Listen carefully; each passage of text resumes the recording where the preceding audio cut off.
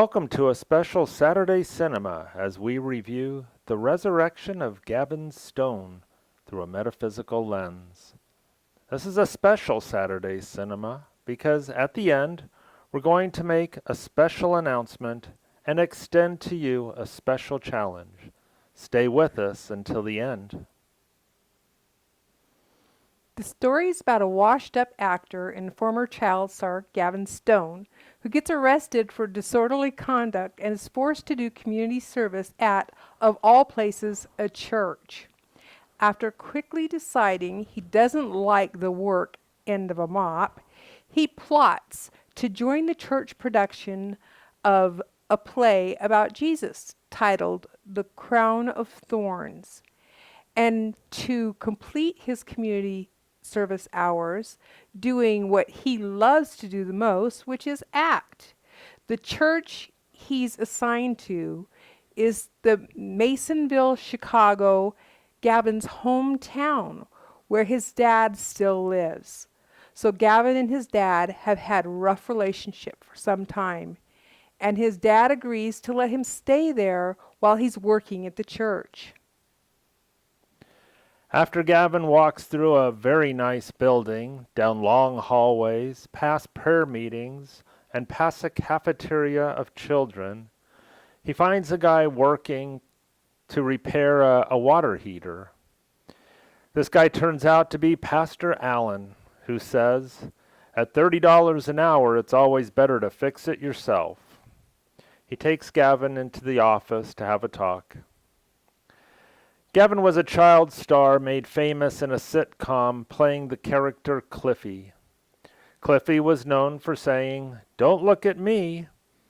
As Gavin begins playing his role in the play at the church as Jesus, he is clearly showing off, letting everyone know he's a great actor and generally annoying everyone, especially the director of the play, Kelly, who is also Pastor Allen's daughter. Gavin quickly develops a romantic interest in her. At first, Gavin's interest in being in the play is just about completing his court-ordered community service.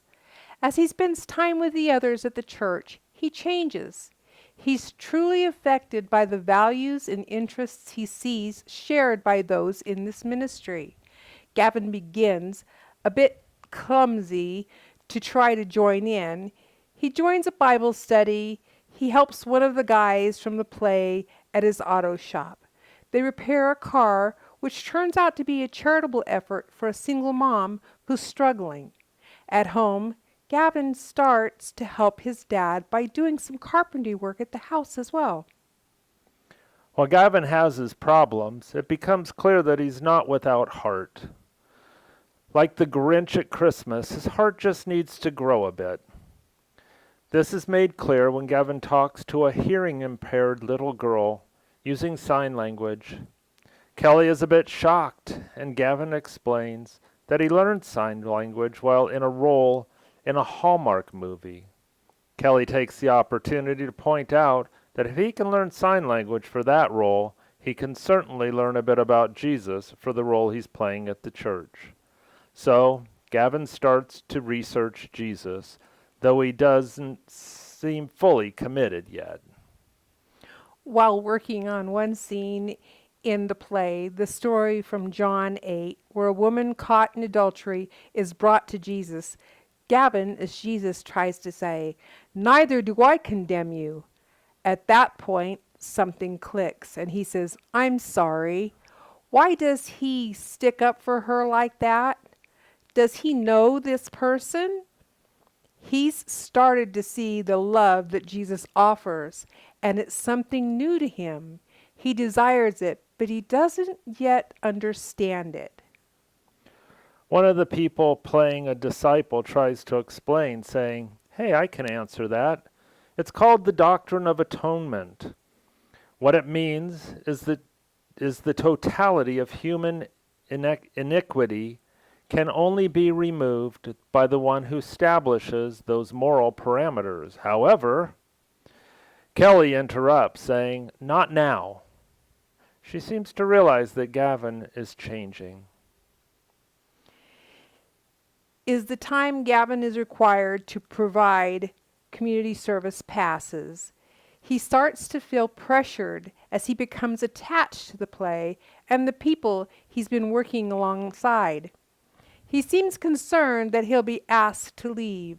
Toward the end of his time, as the play is getting closer to opening night, Gavin receives a call, an offer for a role in a movie in LA he's been waiting for.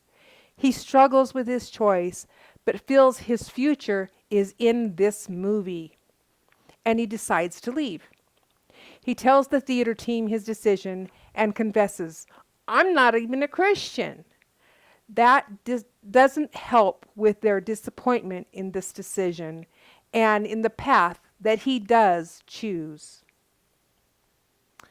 Gavin goes to Hollywood to take his role in the movie production. He finds the role he's been cast for is a character who is a drug addict, reckless, uncaring, and too much like he was before his time at the church. He decides he can't perform this role. He also realizes that he is no longer the person he used to be. He's no longer that washed-up TV actor. He's done with that way of life. He heads back to Chicago hoping to rejoin the play in his role as Jesus. When he returns, he finds the theater team, the pastor, and Kelly not happy that he left, and they're not at all impressed that he returned. Gavin tells Kelly, "I'm willing to do whatever it takes to make this right." With a lot of groveling, the team decides to bring him back to his role to play. Kelly tells her dad, "Dad, remind me of all that Christian stuff, what our church is about and how this really impacts you and what grace looks like and all that blah, blah, blah." During the opening night of the play, while hanging on the cross, Gavin confesses to God, "All right, I give in. I surrender. My way didn't work. I missed out on all of this. I'm sorry for all of it." Then, as he performs his role, he says, "Father, into your hands I commit my spirit." In the finale, Gavin walks out of the tomb and the audience applauds. Gavin has found his way, found his role in life. He has been resurrected from the path he was headed down and brought to a life of truth.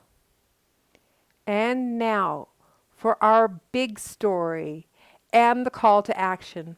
Phil, take it away.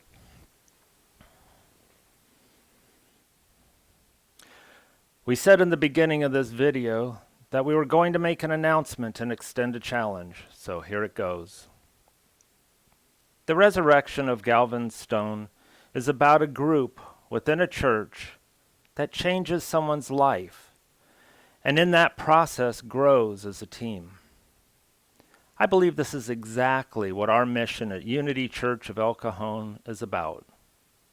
To be a welcoming spiritual home where the loving presence of God inspires and transforms lives. What if our church could be the catalyst of change? What if we could have the same effect that church group had on Gavin right here in our own congregation? We can and we are.